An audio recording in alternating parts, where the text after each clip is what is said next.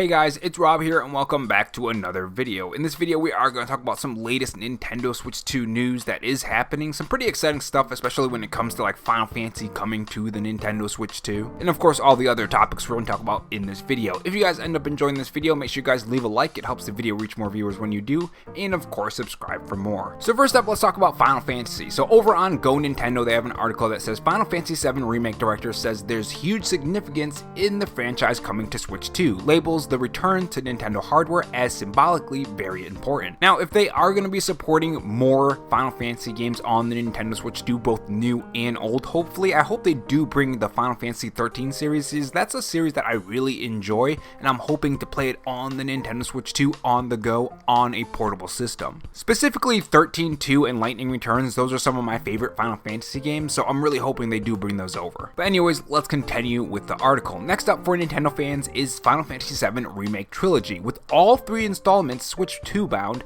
In the chat with JP Games, Final Fantasy VII Rebirth director Naoko Hamaguchi recognized this trio of titles heading to Switch 2 as a pretty momentous occasion, and once again hinted at a very bright future for Final Fantasy games and Nintendo hardware. So this was his direct quote. I think there's a huge significance here in terms of the multi-platform development. Certainly the move to Nintendo Switch 2 is perhaps the biggest part of that. So yeah, pretty fantastic news, especially for us Final Fantasy fans. I'm really hoping also not just the 13 series, but games like Final Fantasy 14 is in development for the Nintendo Switch 2. I'm hoping that's also happening as well, or at least some plans to bring it to the platform. I have quite a lot of hours on that game, so being able to play it on the Nintendo Switch 2 would be really fantastic. Now, keeping up with some more Final Fantasy and Nintendo Switch 2 game card information, it seems that we do have some words on that when it comes to the speed problems that these Switch 2 game cards have. So Nintendo Life has an article that says Final Fantasy VII Remake Integrate Director highlights the speed problem with Switch 2 game cards. Now, this was in that same interview with JP Games that we just covered in the last topic in this video, and this was their direct quote. I think perhaps the biggest issue for developers, certainly for people like us who make the high-end HD games, is the loading speed. Because you compare that to a solid-state drive and a speed that you can get from loading from that, it's going to be inferior to that. It just has to be. That's the way the media works, physically. So that's the bigger issue, really, in terms of making games, making high-end games for the Switch 2, and what it allows, obviously, by doing a semi-download version of that game, so they're probably talking about game keycards.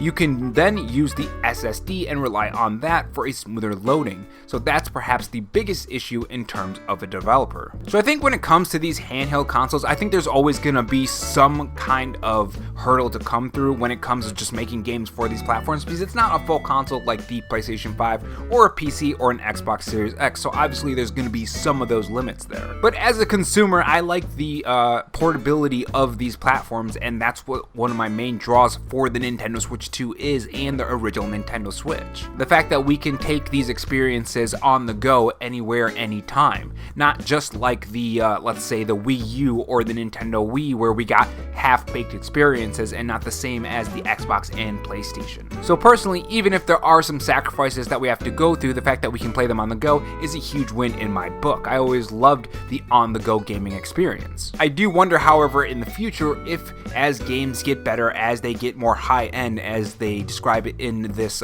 article, does that mean it's going to be just even more difficult to develop for, and are we going to run into the same problems we had with the Nintendo Switch 1? I guess all we can do is wait and see. And moving on to the next topic, we do have some news for Dragon Quest Reimagined. This is a game I'm pretty excited for. It looks fantastic to me, and I just can't wait to get my hands on it. And I'm always looking for new things to hear about it, new details, and it seems that South40k over on Twitter has some new details. So this is what he says. Added, new scenario, Childhood of Hero and Maribel, Arena, and they're also going to be cutting things. So this is what's going to be cut.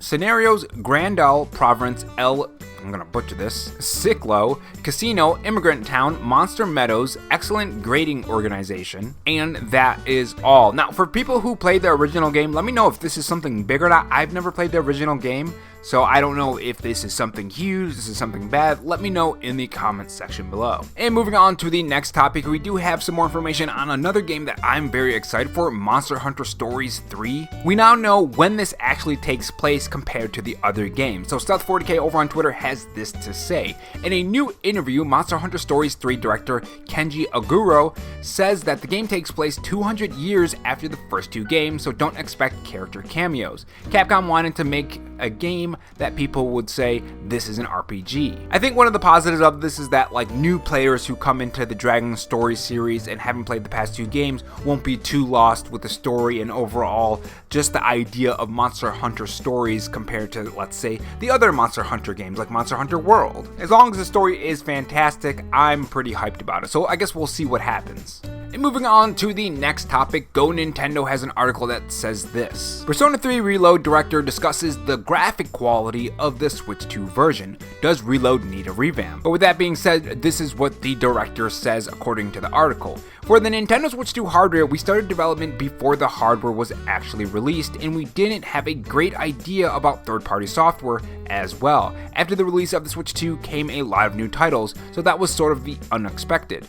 But it also worked in our favor, but after it was released, we were sure that our graphics quality has definitely matched the standards. So this actually does give me hope for this game on the Nintendo Switch 2. This is one of those games, again, that I would love to play on the Nintendo Switch 2. A lot of games I would love to play on the Nintendo Switch 2, but of course that would be way too much money. So you gotta kind of pick your games and choose which ones you're gonna wait on, which ones you're just gonna completely skip, and which ones you're gonna play first. But yeah, it does seem like it's gonna run great on the Nintendo Switch 2. I don't see why not. I mean, I was able to play it even on my rinky-dink PC, or laptop, which isn't even that powerful. So I'm guessing it's gonna run pretty well on the Nintendo Switch 2. And moving on to the next topic, it seems that Nash Weedle, a Nintendo insider who has had some things come right and other things come wrong, so take it with a grain of salt, but this is what Attack the Backlog says just at Nash, dropping more bombs a few days ago. Every Metroid Prime game coming to the Switch. Now, one thing I do have to say about this is there are some things that do point to this. If you guys remember, we covered that thing about the patent for the second screen for the Nintendo Switch 2, and obviously a second screen would mean Nintendo DS hitting the Nintendo Switch 2. And on top of that, when we covered the patent renewal for Metroid Prime 3 Corruption, there was another Metroid Prime game that was also renewed, Metroid Prime Hunters, back on the Nintendo DS. Now, of course, what this guy could be doing is just looking at those two things and just claiming it as his own information and saying, hey, I have this information and this is what's happening. That's always a possibility, or he could actually have information. I mean, when he says every Metroid Prime game, there are other Metroid Prime games that are not just on Nintendo DS, right? We have Metroid Prime 2 as well. That's also been rumored for a very long time. I mean, last we heard, I think it was Jeff Grubb said that Nintendo was holding onto him just like the Zelda games. But back on the Nintendo DS, we also have something like Metroid Prime Pinball as well. That's another Metroid Prime game. And again, Metroid Prime Hunters and Metroid Prime Pinball are two Nintendo DS games. Along with that patent for the second screen for the Nintendo DS, it does kind of line up. So I would say there is a shred of possibility, and if we do get Nintendo DS games on the Nintendo Switch 2, I think that would be pretty fantastic, because there are a lot of Nintendo DS games that are really fantastic, especially if they somehow incorporate the 3D aspect